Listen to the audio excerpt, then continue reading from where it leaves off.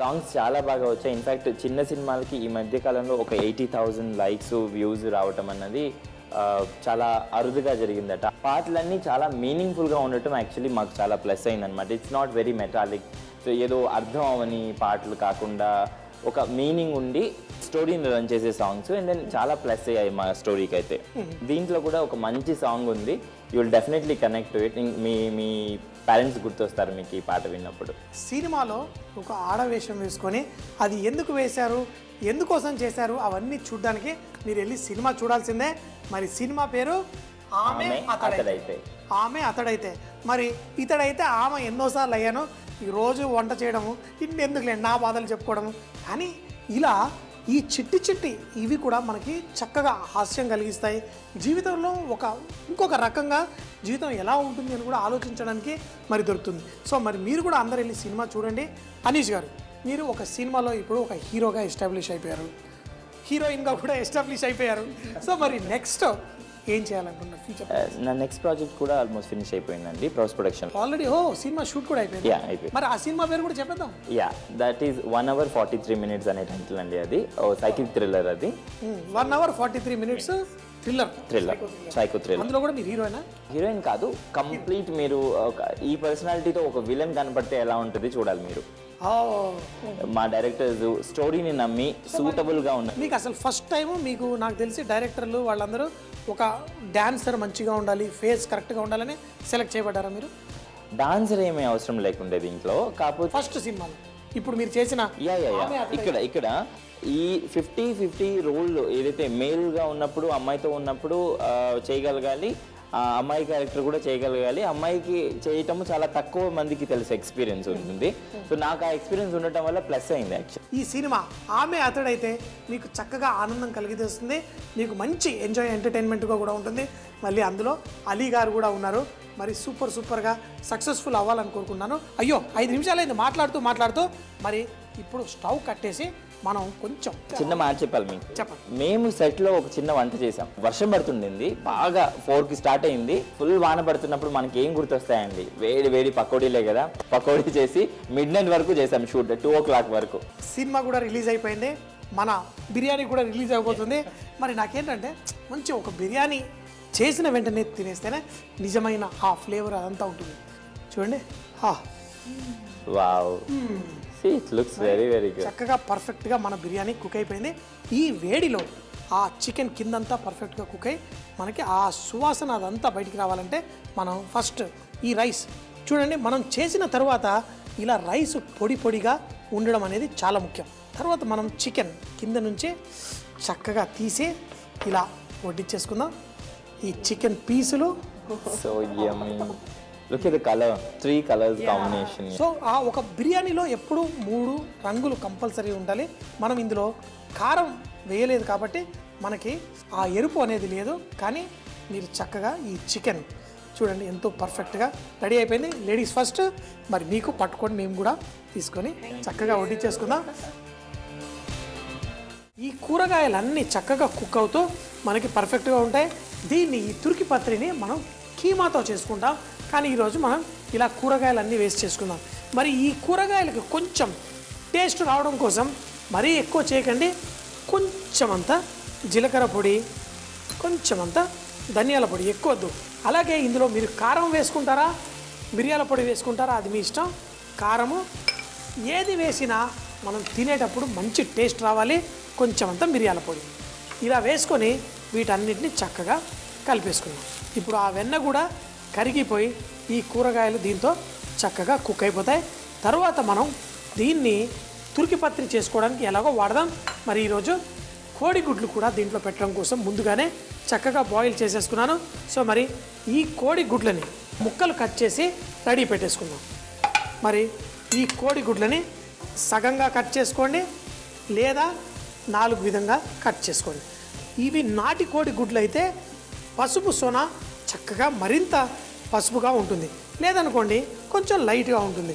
Poultry కోడిగుడ్లు పెద్దగా ఉన్నా మనం నాటి కోడిగుడ్లు తింటే చాలా ఆరోగ్యానికి కూడా మంచిది. ఇప్పుడు ఈ కోడిగుడ్లని ఇలా వేసుకొని వీటిపై కొంచెం అంత ఉప్పు, మిరియాల పొడి లేకపోతే కారపొడి వేసి పెట్టేసుకుందాం.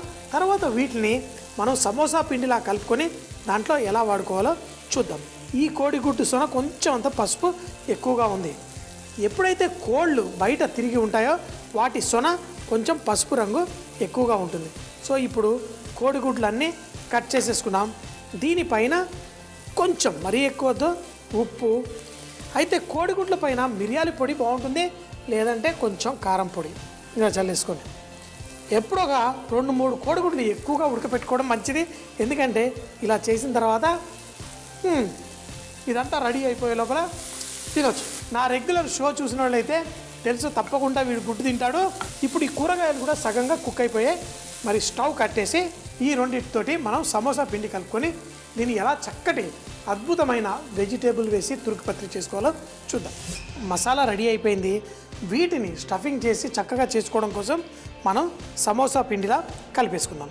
ఇలా మైదా పిండి, దాంట్లో కొంచెం ఉప్పు, మరి కావాలంటే వెన్న కూడా వేసుకోవచ్చు ఈ విధంగా, లేదంటే మనం నూనె కూడా వేసుకొని చేసుకోవచ్చు. సో నూనె అయినా వెన్న అయినా ఏదన్నా వేసి, అంటే కిలో పిండికి ఒక 300 గ్రాములు 250 గ్రాములు మనం వెన్న కానీ లేకపోతే నూనె కానీ వేసుకొని ఈ పిండిని చక్కగా ఈ విధంగా పొడి పొడిగా సమోసా పిండిలా కలిపేసుకుందాం. కానీ సమోసా పిండి చాలా గట్టిగా కలుపుతాం.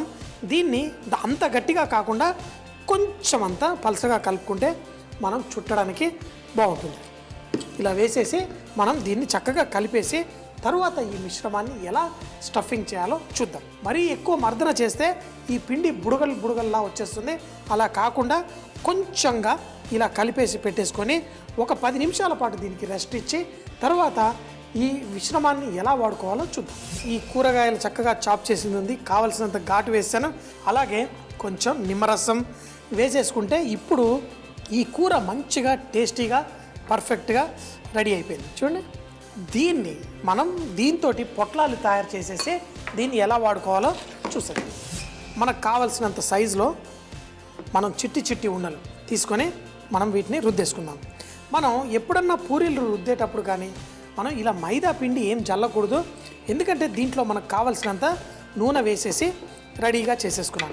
ఇప్పుడు చూడండి, అయితే సమోసా పిండి మరింత గట్టిగా ఉంటుంది, కానీ ఇది మనకి కొంచెం మనం సాఫ్ట్గా తయారు చేసుకున్నాం. దీన్ని తయారు చేసుకోవడానికి కారణం ఇది చక్కగా స్ప్రెడ్ అవ్వాలి కాబట్టి. ఇప్పుడు మనం ఈ కూరగాయల మిశ్రమాన్ని ఈ విధంగా ఇందులో వేసేసుకుందాం. మరీ ఎక్కువ అక్కర్లేదు, ఈ మాత్రం వేసుకుంటే సరిపోతుంది. కోడిగుడ్లు ఒకటి ఇలా కట్ చేసిన 2 ముక్కల్ని పెట్టేసి ఇది దగ్గరికి అనుకొని ఇప్పుడు ఒక్కొక్క ఇలా దగ్గరికి చేసి మొత్తం ఒక పొట్లంలా తయారు చేసుకొని తరువాత దీన్ని మనం నూనెలో ఫ్రై చేసి వేడిగా ఉట్టించుకుంటే భలే సూపర్గా ఉంటుంది. పొట్లాలు రెడీ. ఇలా తయారు చేసేసుకొని మిగతావన్నీ కూడా తయారు చేసేసుకుందాం. మనం ఇలా చేసుకున్నప్పుడు ఈ షేపు ఇలా గుండ్రంగా ఉండాలని లేదు, కావాలంటే ఇలా పర్సులా కూడా చేసుకోవచ్చు. మీకు ఎలా కావాలి ఈ పొట్లం అనేది అది మీ ఇష్టం, మీకు ఎలా నచ్చితే అలా చేసుకోండి. అవి చేసిన తర్వాత నూనె ఇంత ఎక్కువగా వేడిగా ఉండకూడదు, మధ్యస్థంగా వేడిగా ఉంటేనే బాగుంటుంది. అంటే కొంచెం అంతా ఇలా వేసిన వెంటనే ఇలా ఎక్కువగా బుడగలు వచ్చాయనుకోండి, నూనె చాలా వేడిగా ఉన్నట్టు. మరి అందుకనే మిగతా అన్నీ కూడా ఇందులో వేసేస్తున్నాను. ఇప్పుడు నూనె వేడి ఇలా వేయడం వల్ల తగ్గుతుంది. కొంచెం మన సమోసాలకి ఎప్పుడైనా కొంచెం తక్కువ వేడిలో మనం ఎక్కువసేపు ఫ్రై చేసుకుంటే అవి మంచి బంగారు రంగులో వస్తాయి. ఇప్పుడు వీటిని మనం స్లోగా బంగారు రంగు వచ్చేంత వరకు ఫ్రై చేసుకొని తర్వాత దాంట్లో కూరగాయలు కోడిగుడ్డుని చక్కగా ఎంజాయ్ చేద్దాం. ఇలా తక్కువ మంటలో ఫ్రై చేస్తే మనం ఫ్రై చేసుకున్నవి ఇలా చక్కటి రంగుతోటి పర్ఫెక్ట్గా వస్తాయి. మీకు ఒకటేమో కొంచెం పర్స్ షేప్లో చేశాను, ఇంకోటేమో మనకు కావాల్సిన షేప్లో మనం చేసేసుకున్నాం. ఈ విధంగా మీకు నచ్చిన షేపుల్లో చేసేసి తర్వాత వీటిని వడ్డించేసుకుందాం. పర్ఫెక్ట్గా రెడీ ఉంది. రెండు వీటిని కొంచెం బాగా వేడిగా ఉంది, ఆతృత ఎక్కువ, ఇలా పట్టి తినేస్తాను. నోరు ఎన్నోసార్లు కాల్చుకున్నాను. కొంచెం చల్లారిన తర్వాత వీటి తిందాం.